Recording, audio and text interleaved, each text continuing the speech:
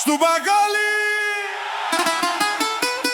στου μπακάλι, κάθε βράδυ το ίδιο σκηνικό. μα ποτέ δεν είναι ίδιο τελικά.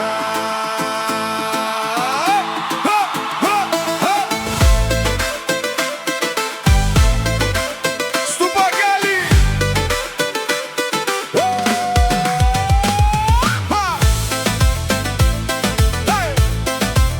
στου μπακάλι. Ο Χριστός αφεντικό το τιμόνι κρατά. Τρέχει όλο το μαγαζί και ποτέ δεν σταματά.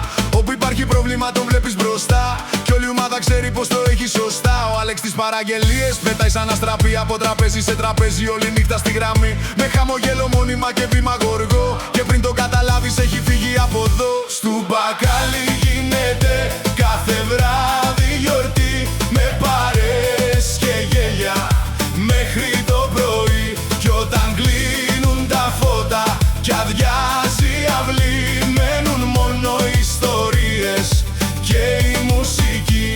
Ο Κώστας πίσω από το μπαρ γεμίζει ποτήρια, κοκτέιλ, μπύρες, φινάκια και χίλια μυστήρια. Όλο κάτι ακούει, όλο κάτι θα δει, γιατί το μπαρ είναι η καρδιά σε κάθε βράδυνη γιορτή. Και ο Γιώργος Μπαλαντέρο που χρειαστεί στην κουζίνα στα τραπέζια θα βρεθεί στη στιγμή. Άμα πάρει φωτιά το μαγαζί ξαφνικά, είναι πάντα εκεί να βάλει τα πράγματα σωστά.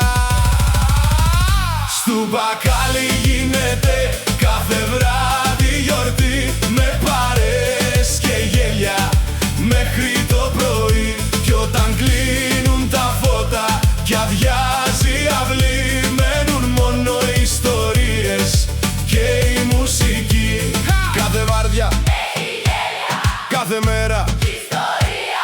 άλλος ψάχνει, Το τραπέζι, άλλος ψάχνει. η παρέα, Μα στο τέλος όλοι ξέρουν όταν φτάσει τη στιγμή. πως του μπακάλι Η παρέα είναι κάτι ξεχωριστό πολύ.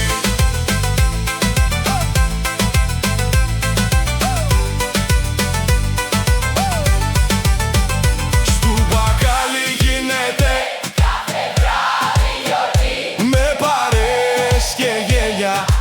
Μέχρι το πρωί Χρήστος, Κώστας, Γιώργος μαζί, και το μαγαζί γεμίζει ζωή.